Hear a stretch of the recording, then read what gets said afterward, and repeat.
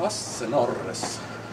Sä oot tehnyt aika monta kiertuetta Kirkan kanssa. Taas olisi hengaillaan alkamassa. Mikäs kiertue tänään? No tässä nyt sitten muistellaan. Niinhän siinä kävi, että ystävämme Kirka siirtyy tuonne taivaalliseen orkesteriin. Tosi aika lähellä se on ollut ennenkin, kun se on ollut Finnairin pilotti- ja laulusuunnistelu, mutta nyt se on sitten todellakin tuolla taivaallisessa orkesterissa.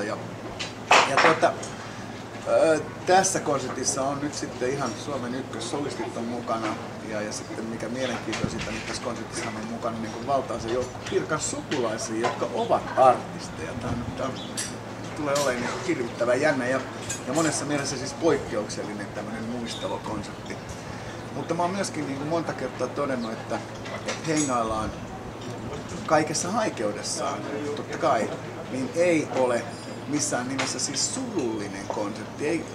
Ei sellaista niin kuin räiskyvää ja elämän myönteistä ja iloisaa persoonaa kuin Kirka, niin ei Kirkaa voi muistella sillä tavalla, että on tippa silmässä koko aika. Kyllähän siis Kirkahan valoi meihin kaikkiin niin kuin semmoista uskoa ja aurinkoa ja valoa, niin ei ole mitään syytä muistella häntä niin kuin tuskaisena.